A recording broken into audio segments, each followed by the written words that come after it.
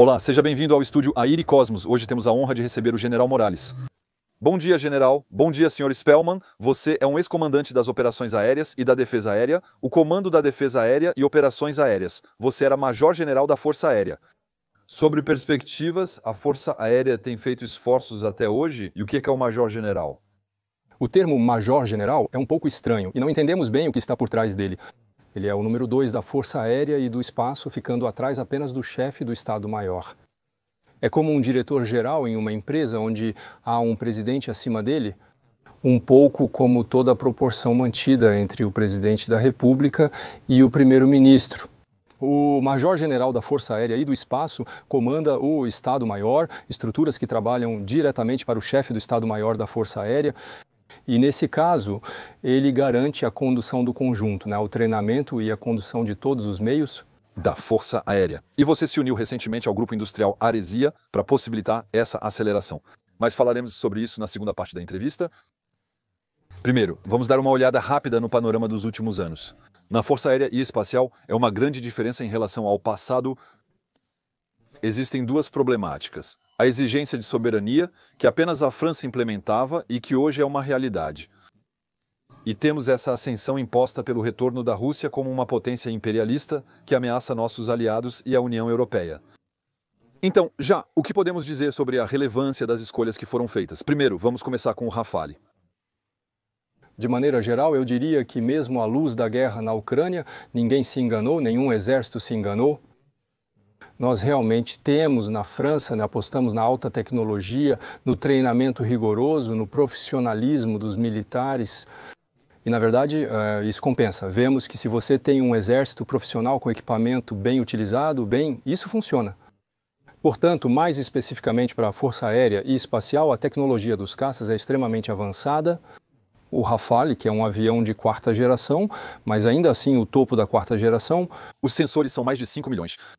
Pronto. Exatamente, poderemos discutir mais depois, mas o principal é como vamos usá-los e se estão conectados entre si.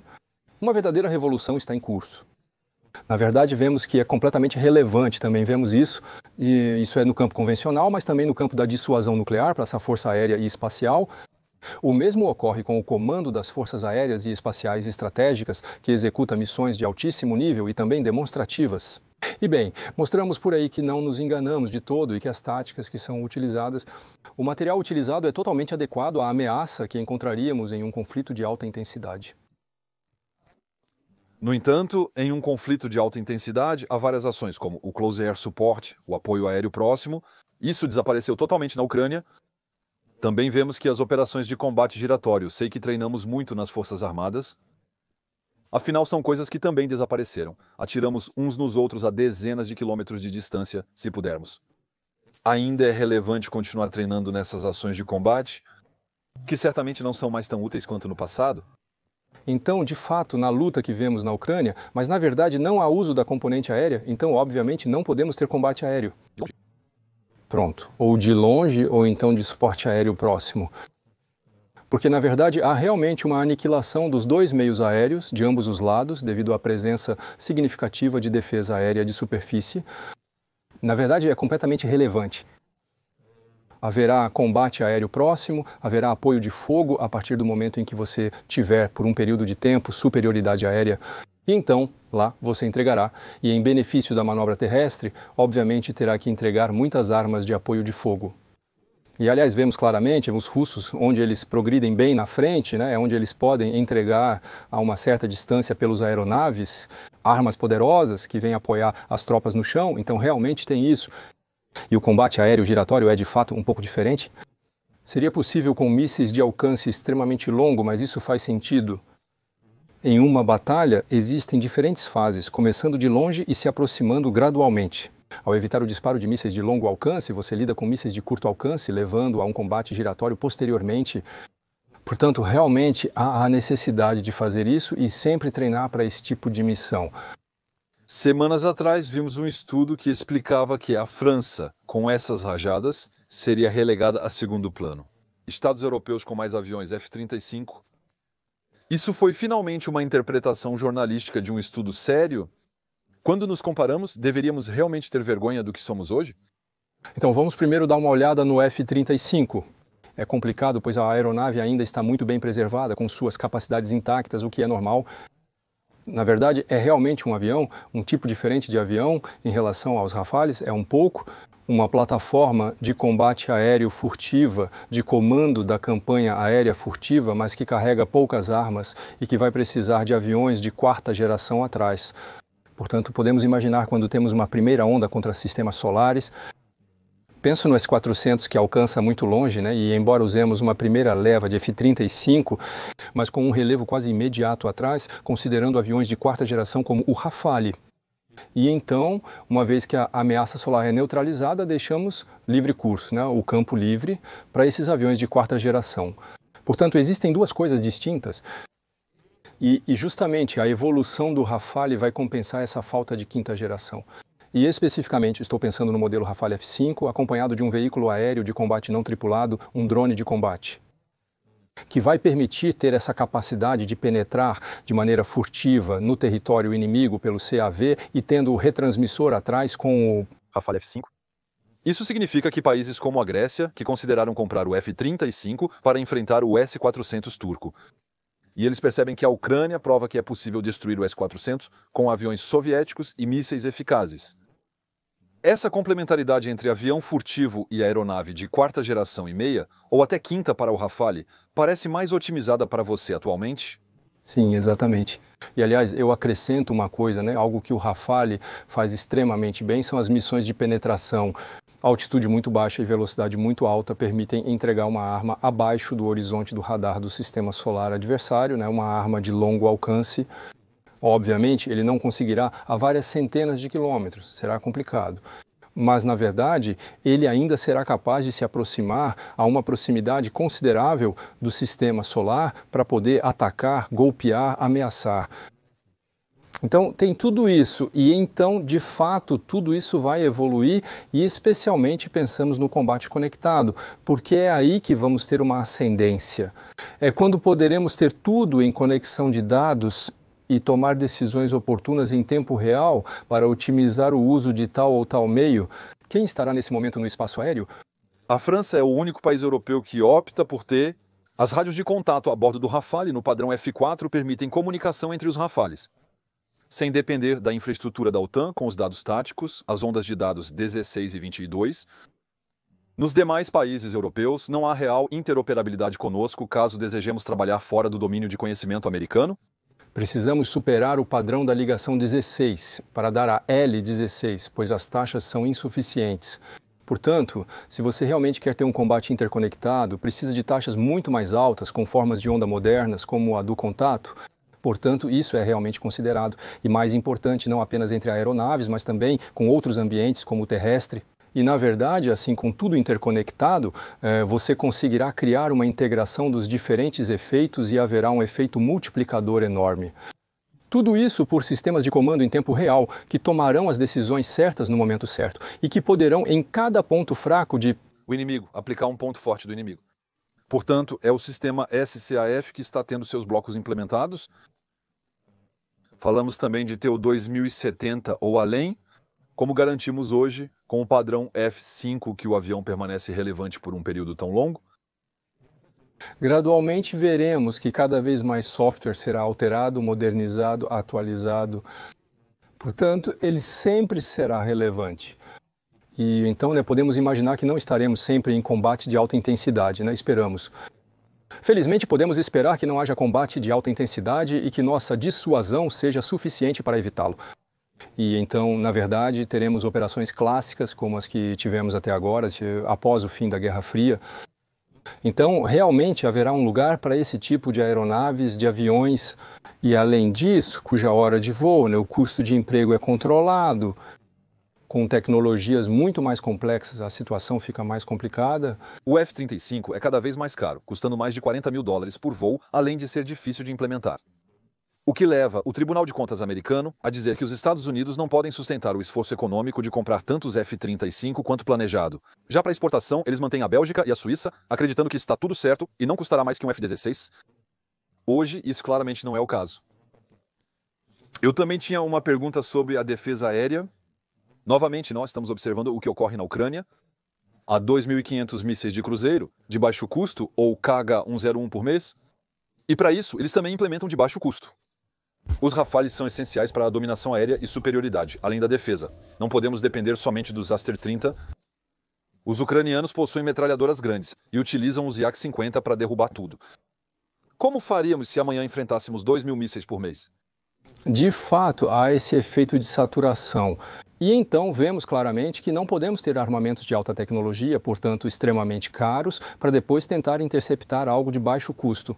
E então, aí realmente, é um novo paradigma que está sendo levado em consideração. Com o uso do canhão, porque temos muito boas práticas de tiro de canhão, uma renovação da defesa solar com asfalto canhão, então isso vai acontecer. Na verdade, é possível utilizar sistemas antigos, desde que sejam guiados e comandados por sistemas de comando modernos. Bem, aí você tem imediatamente algo extremamente eficiente. Então isso retorna. Então há estudos também para equipar rapidamente os aviões atuais com armamento de baixo custo que permitem interceptar esse tipo de drone. Penso no Shade 136, que são rudimentares, mas não podemos deixá-los alcançar o objetivo. Então todo mundo está trabalhando. E depois, uma pequena observação, eu diria que não devemos comparar o custo do míssil que intercepta um drone, mas sim o custo do míssil com o objetivo que foi protegido. Sim. Se evitamos perder uma usina elétrica, mesmo protegendo uma base aérea ou um prédio da Marinha, ainda vale a pena disparar um asteroide. Sobre os drones, percebemos que os muito grandes, como os TB2 e os Ford Postier, do lado russo, são tão grandes que acabam sendo detectados. Assim, desertaram do front após sofrerem muitas baixas. Na França, porém, temos mais propensão a usar nossos recursos para adquirir drones americanos, como Reapers, etc. O Eurodrone, há tempos discutimos sobre isso, mas na realidade não deveríamos fazer ambos simultaneamente? Mas não deveríamos aumentar o número de pequenos drones gerenciados pelo Exército em vez da Força Aérea? Sim, na verdade deveríamos ter os dois. Eu não posso dizer que o grande drone masculino assim, que não avança muito rápido em alta altitude, não tenha mais utilidade alguma, porque já dissemos, não haverá necessariamente apenas combate de alta intensidade. Podemos imaginar, por exemplo, que são drones recuados da frente de batalha para captar informações, captar sinais eletromagnéticos que podem monitorar lugares onde não há batalha. Se eu me colocar no lugar dos ucranianos, seria interessante monitorar, por exemplo, a fronteira bielorrussa para verificar se uma ameaça está chegando e então, consequentemente, ter tempo para concentrar as tropas em outro lugar e então ter tempo para intervir se houvesse algo. Então tem isso. E então, na verdade, todos esses drones eles serão usados em outros lugares. Podemos considerar bloqueios marítimos, onde será necessário patrulhar o mar para identificar frotas piratas. Então, aí está, realmente haverá uma utilidade. E, obviamente, ainda haverá. A maioria das nossas operações serão de baixa intensidade, nas quais esse tipo de drone é extremamente útil. O Eurodrone, originalmente não privado, interessa a países como o Japão para patrulha marítima. Então, é verdade que... Exatamente. De fato, para patrulhar territórios imensos e superfícies imensas como o mar, isso é realmente algo que é importante. Existem autonomias que são extremamente longas e, portanto, são drones que não são de todo inúteis, mesmo atualmente. Agora, sobre a Rússia, a França fez o necessário para ser soberana em tecnologia, mas isso não é necessariamente o caso dos nossos vizinhos. Os alemães querem redesenvolver sua defesa aérea, preferem comprar equipamentos americanos e israelenses em vez de franceses para começar do zero. Você acha que, ideologicamente, nossos vizinhos estão prontos para comprar francês em vez de se submeterem aos americanos? Difícil dizer, eu não estou no lugar deles. É verdade que, de fato, poderíamos dizer que, já que estou comprando americano, estou comprando a segurança e o guarda-chuva americano. No entanto, isso parece estar sendo questionado. Então, de fato, deveríamos nos fazer a pergunta. Além disso, o que precisamos analisar não é necessariamente a compra de armamento nacional de outro país. Tudo precisa ser interoperável e integrado em uma defesa solar. É isso que realmente importa. E aí ela será realmente eficaz. Finalmente, se qualquer radar do território europeu for capaz de transmitir informações de posição de um alvo para qualquer míssil europeu, bem, aí teremos alcançado o graal da defesa solar. E então tudo isso funcionará, portanto, de fato, muito bom comprar francês. Sou a favor de derrière. Depois, talvez a indústria francesa precise acompanhar o ritmo, porque atrás realmente há um ressurgimento em força. Talvez possamos falar sobre isso, porque é complicado, não acontece assim. Portanto, é fundamental que todos os armamentos sejam interoperáveis. Tipicamente, as rádios de contato, sobre as quais eu falava mais cedo para o Rafale, é verdade que se os outros não se alinharem com o padrão antes do equipamento francês, eles precisaram retornar anos de pesquisa para trabalhar fora da estrutura da OTAN. Comprar o Standard, já escolhido pela França, nos permitiria ganhar muito tempo. Exatamente, né? E assim, todo mundo fala a mesma língua no final das contas e todo mundo se entende e os sistemas de armas podem trocar entre si. Você está abordando a dimensão industrial em sua segunda nova função, na qual está há apenas algumas semanas. Primeiro, o que a Aresia faz? A Aresia é um fornecedor líder de equipamentos aeronáuticos. Eles são especializados em tudo que transportamos, sob aviões de armas a pilares, adaptadores e ejetores, para os quais penduramos as bombas e munições sob os aviões. Isso é realmente a grande parte da Aresia. Então, ele também faz equipamentos aeronáuticos, inclusive para aeronáutica civil, peças para aeronáutica civil, e então soluções de treinamento de tiro ao tiro aéreo e ao tiro ar terra, bem como ao tiro terra-terra. E também ele fabrica, então permitiu à França recuperar a soberania, né? Ele fabrica corpos de bomba. De uso geral, chegaremos lá logo depois. Já foram feitos esforços em relação à dimensão industrial que você mencionou? Houve algum pedido público que permitiu fazer o necessário em termos industriais para, de fato, ampliar a capacidade? Para aumentar Com toda a humildade, estou descobrindo minha capacidade nas últimas semanas. Eu vejo esse lado. É bastante interessante porque me permite julgar em relação ao que eu pensava quando estava nas Forças Armadas e agora que estou na indústria. Para aumentar a potência, existem várias opções. Primeiro, são necessários pedidos firmes do Estado para que a indústria, porque a indústria ela não vai se envolver em investimentos sem ter um seguro por trás, especialmente em armamentos. Portanto, são necessários pedidos firmes. E então, a partir daí, há um aumento de poder. E então, a indústria ela sabe fazer até um certo ponto, com horas extras, uma melhoria nos processos de fabricação também, um trabalho importante com tudo o que chamamos de logística, né, a cadeia de suprimentos. Porque há muitos elementos que vêm, há cerca de 3.000 componentes em uma torre de transporte de armas. Então temos que ver com todos os fornecedores e então tudo isso precisa aumentar em potência, né? Está completamente sincronizado e depois também há investimentos a serem feitos. E especificamente, né, o que a Aresia tem feito há vários meses, né, robotizando cadeias para poder passar para ritmos de funcionamento. H24, graças a isso, e produzir em alta velocidade. Depois vemos que podemos fazer 15%, 20%, 30% a mais, 100%, podemos dobrar. Além disso, começa a ficar mais complicado, aí é preciso construir uma nova fábrica, né? Então aí fica mais difícil. Mas enfim, para os aviões Rafale, e então com o aumento da produção do Rafale, existem soluções de transporte para os aviões Rafale, e então com o aumento da produção do Rafale, bem, a Aresia se alinha com o aumento da produção da Dassault Aviation por trás, então isso é uma primeira vez. A frequência aumentou de 1 a cada poucos anos para 3 por mês atualmente, comparado a cerca de 4 ou 5 anos atrás. O passo é enorme ao passar de 1 para 3. A Dassault Aviation pode confirmar, mas para mim, passar para 3 não é um problema.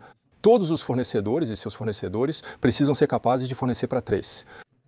Você pode ver que por trás disso há muita inércia no que consome muito tempo. Depois também há outra coisa. E o último ponto é que, sem dúvida, as exigências devem ser menos elevadas do que temos até agora. De fato, quando você tem material, mesmo que sejam apenas munições que precisa armazenar por anos antes do uso, você tem tratamentos de superfície para que dure muito tempo, para que não haja corrosão. Bem, se entrarmos em alta intensidade em tempo de guerra, precisaremos menos, não haverá mais necessidade de tratamentos de superfície para preservar o material. Portanto, com menos exigências, o ritmo de produção aumentará, pois o material passará menos tempo nas linhas de produção. Sim, em particular. Eu tinha entendido que havia resinas e maneiras de secar certas peças, porque era especialmente para a sua conservação contra a umidade. Mas se fornecermos à Ucrânia para lançarem na próxima semana, não há necessidade de esperar meses. Exatamente. Podemos ir muito mais rápido e eliminar etapas. Isso permite que o industrial identifique etapas demoradas e proponha maneiras de reduzir o tempo de produção. Você tem duas opções. Fazemos algo rápido para uso imediato ou algo duradouro para você manter por bastante tempo. A partir daí, teremos 2 tempos de fabricação totalmente distintos. Você também falou sobre a marca 82, que é o corpo do Bomblice, no qual colocamos asas que permitem. Na verdade, falávamos sobre a massa e a saturação por um preço baixo. Então, no final das contas, estamos bem no meio disso? Sim, exatamente. Não é isso, né? Colocamos asas ao redor. Uma munição que funciona extremamente bem é a A2SM, que é produzida pela Safran. E então essa é uma munição que é realmente temível, porque tem um alcance importante e uma precisão temível. De fato, estamos aqui nisso. Então, como resultado, a montagem do kit de orientação, que leva mais tempo do que o corpo da bomba. Então, depois, se precisássemos aumentar a cadência dos corpos de bomba, não haveria problema, mas os kits de orientação também precisariam acompanhar. E quais são as perspectivas em termos de inovação em que vocês estão trabalhando, já estão desenvolvendo os UCAVs mencionados para o FKAS no futuro? De fato, na inovação, o que vemos a revolução dos drones. Precisamos trabalhar para eles independentemente do seu tamanho. O aumento está se acelerando. Então, também há algo que talvez sejamos menos sensíveis, é que, se por acaso aumentarmos, se as Forças Armadas aumentarem em poder, haverá uma questão de treinamento. Vai ser necessário treinar muitas pessoas. Além disso, industriais como a Aresia oferecem soluções de treinamento de tiro RR para tiro. A Airsol pode ajudar a aumentar a potência no treinamento, assumindo uma parte, tendo uma subcontratação do treinamento, para liberar os exércitos a fim de que se preparem e vão para as operações. Então, há também com essa parte que é muito importante e na qual os industriais podem aumentar a potência e então ajudar os exércitos. Diminuir as horas de voo de treinamento para permitir mais flexibilidade operacional? É isso com simulação ou então usar Big Data para um pouco quase individualizar os percursos de progressão das diferentes equipes e assim fazê-las progredir mais rapidamente? Muito obrigado.